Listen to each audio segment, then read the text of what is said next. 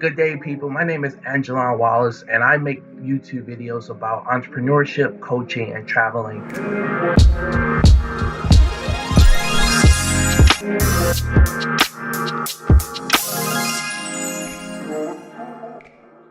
So today we're going to talk about 10 things I wish I would have known before traveling to Australia. So starting off with number one, we're going to talk about the visa that are accepted.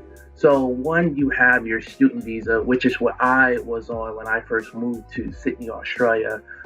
So the advantages of the student visa is that it allows you to go to Australia, and it does allow you to work. You can work for up to 20 hours a week.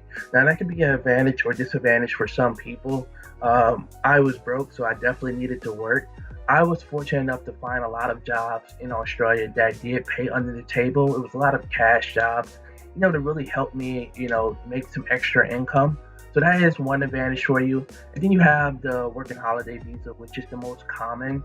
So the thing about the working holiday visa, I'm sure you guys probably already know from your research, but you can work for a company for up to only 6 months, and then you have to try to find another job. Now, technically, you have to do your research, but I have heard that you're able to work in another state. So potentially, if an office has a location in Melbourne or Brisbane, you're able to like transfer over there and work. But do your research before you just take my advice. So that's like one of the disadvantages. But the working holiday visa is cool. You can apply to get the working holiday again for the second time for a second year, as long as you do your farm work. I'm not the farm work type, so but I never used my working holiday visa, so I think I have until 31 to actually use it. You have to use it before like you're 31. Then you have your management consultant visa. So if you study in Australia and you have like 1 year of like consulting experience, you're eligible to get to apply directly through the government for this management consultant visa. A lot of people don't know about it, but it's a great thing to take advantage of. Another common one is the de facto visa. So if you fall in love with an Australian and you have a boyfriend, you have a girlfriend, you can apply for this de facto visa. As long as you can show that you guys have been together for 12 months, you're eligible to apply for that visa. When you get that visa, you're automatically eligible for PR, permanent residency. And so pretty much it gives you full working rights in Australia, compared to a lot of other visas like sponsorship visas, usually only, require you to work in that area in that field. You can't really move outside of that. But with a de facto, you pretty much can do whatever you want. I guess the great thing about the de facto as well, you don't have to wait for 12 months to show proof in your relationship. You can actually apply for it like 5, 7 months down the line. You can just keep adding information to it, photos of you guys traveling on the beaches, movie tickets, everything. It all counts, it all adds up, as long as you can really prove it. So number two, we're going to talk about transferring money. So when I first moved to Australia, I had no clue, but Western Union is a ripoff. I just want to be 100 with my fans and my subscribers. Do not use Western Union. It's going to rip you off. My mom was paying like $20, $30 just to send me over money. And then, I had to pay $20 or $30. We spent hundreds of dollars through Western Union. It's such a ripoff, guys.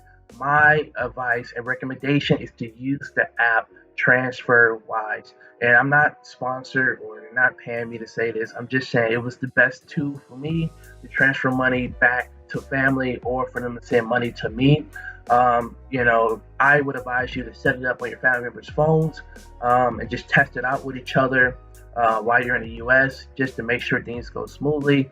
One key thing that a lot of people don't know, you can transfer money with TransferWise and get it within less than 24 hours if you pay through your Apple Pay app. It's going to ask you like, how do you want to pay? You can do like credit card or things like other sources, but choose the Apple Pay and you usually get it within less than 24 hours. I've done it multiple times because I still buy things in Australia like clothes and I transfer it to my friends over to them and they get it like same day. So it's a really smooth process. Number three, we're going to talk about communicating and staying in touch with family, which I know is really important. Grandma and grandpa was calling me almost every other day and it was costly as hell. So I had a Skype number. So they always call my Skype number, but I had to keep uploading money to that Skype account to talk to them overseas. So I understand some family members may not be technically advanced, but if you got a laptop at the house, an iPad, or if your parents or grandparents have like smartphones, my advice would be to set up Skype accounts for them, because you can Skype to Skype somebody for free. You don't have to keep paying for it. Another source is WhatsApp. WhatsApp is like a great tool. You can leave voice recordings, you can send pictures. It's a free, like, as long as you got Wi-Fi, you can use it for free. That's another app that you can set up on your parents' phone. It's just really good. You can instantly message someone all the way from Australia to the US and getting it as soon as possible. You can video FaceTime them through WhatsApp as well. So it's a great tool to use. And Google Voice, so Google Voice you can still use from your laptop. You can still text and call, but Google Voice is a good, source to use as well, just to set up. My number one recommendation out of those three would be WhatsApp, because it's just the most convenient. I just feel I love WhatsApp. You can text friendly. It's just amazing. It's awesome. Number four, I'm just looking at what I wrote down. Okay, so do you need a car? No, you don't need a car. Being that I'm, very American, I'm from Detroit, so we're it's car culture. You can't live in Detroit without a car. So when I moved to Australia, I don't feel like you need a car unless you're like planning on living there long term, and you want to have a family and you want to like travel, up to Hunter Valley, or just across Australia. Yeah, I recommend getting one, but you don't need it. I mean, transportation is super advanced. You don't even need a Metro card now with the trains. You can just use your credit card or your phone as well. You can use your Apple Pay to just pay to hop on a train, which is so convenient. But I don't feel like you need one. It just depends on your situation. Long term, maybe yes, but me personally, I hate traffic. In Sydney, depending on where you live in, I lived in Sydney. Sydney traffic was just horrible. Even in Melbourne, I just felt like the traffic was just horrible. So, it's up to you if you're really gonna need one or not. I say just when you first move there, just see how it goes, and then you'll know. So secure sponsorship. I think that's one of the biggest things that a lot of people are usually trying to do once they move to Australia. So my advice with sponsorship once you move to Australia would be network as much as possible. Start having those discussions, usually a month or two once you get in the door. So that's the thing about a lot of working holiday people. When they usually go to a company, you only have 6 months to really prove yourself. So realistically, 6 months, you only have 3 or 4 months to try to show if you're worthy enough or capable of getting sponsored. There's not really enough time depending on the field. Depending on your industry, you have to look at the skill visa. If you match up, if you have degrees from your country that matches up to the skill visas, you're eligible for sponsorship depending on the situation. But just do your research, start asking those questions, and look at it's so many ways. I mean, you can get sponsored as a locksmith, you can get sponsored as a barber, like there's so many ways to get sponsored, but it's just best that you network as much as possible. Even if you study in Australia, one thing I can say, one of the things I did not know when I went to Australia, my master's program was an intense 1-year master program. So courses were like 8 hours a day. It was very intense. But if I would have took a 2-year program, I would have been eligible for PR. But since my program wasn't more than 2 years or longer, I wasn't eligible for it. So do your research about that as well in regards, like if you go to school and you want to get sponsored that route, usually I think 2 to 4 years you're eligible for sponsorship. So we're on number 6, Facebook groups. Start networking. I started joining a lot of Facebook groups. There was like Americans in Sydney, there's Canadians in Sydney, or Canadians in Australia, Americans in Australia, Brits in, Australia. It's a lot of Facebook groups. Start networking, start adding people, start making friends, because the more you know, the better it helps you prepare in so many ways. And I just wish I would have, took advantage of that, if anything. So number 7, travel light. I'm from Detroit, so we wear a lot of big winter jackets.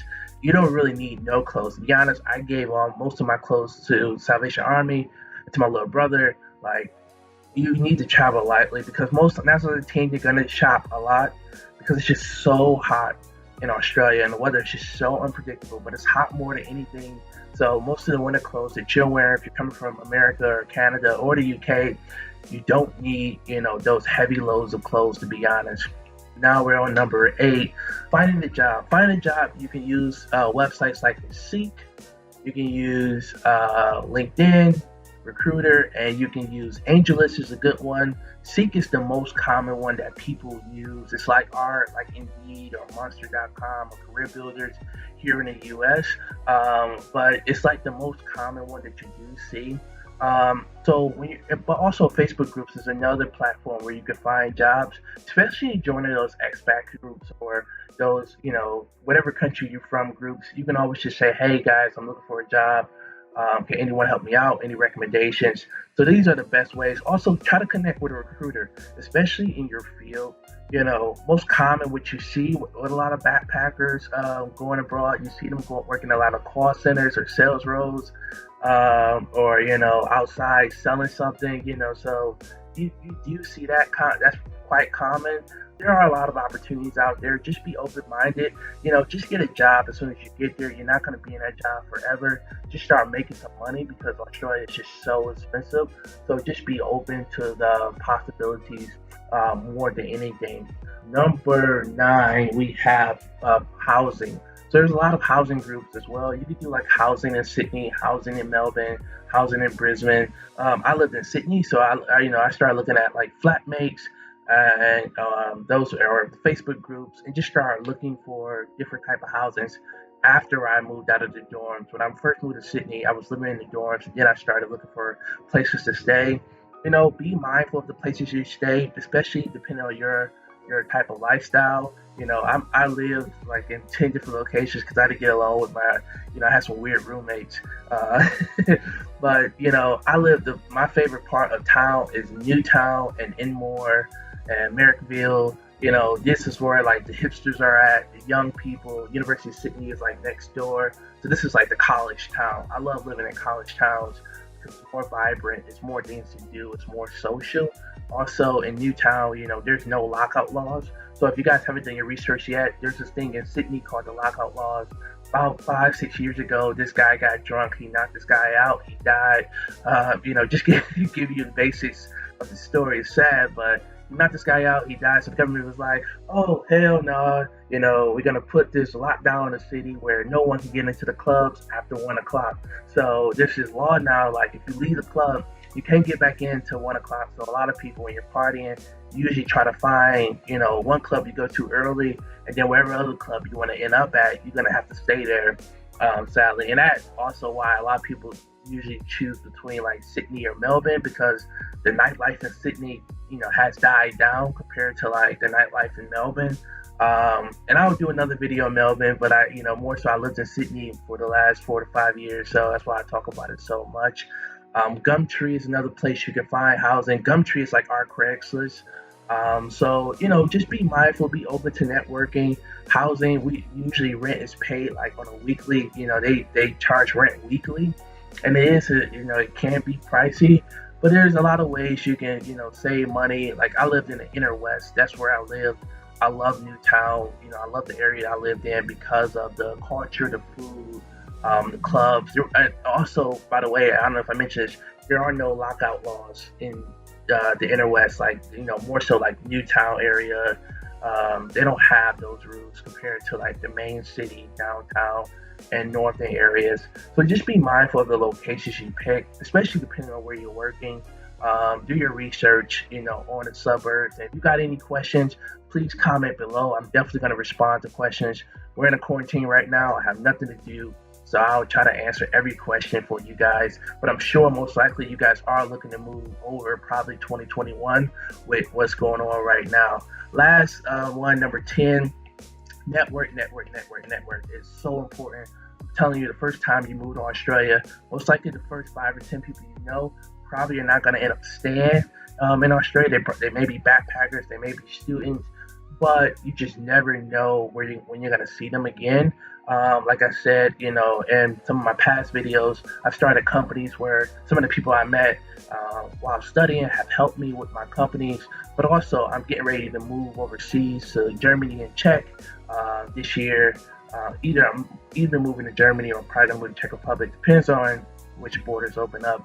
But most of the people that I know now are from people from Australia from when I first moved over. So please, definitely take advantage of networking. It's extremely important, especially if you're trying to get sponsored, because 9 times out of 10, like the first 5 or 10 people you meet in Australia are probably either going to be citizens or people who's going to be in similar situations like yourself, who's going to, really want to focus on or possibly already have got sponsored, and they may be able to help you out or give you some advice or some tips.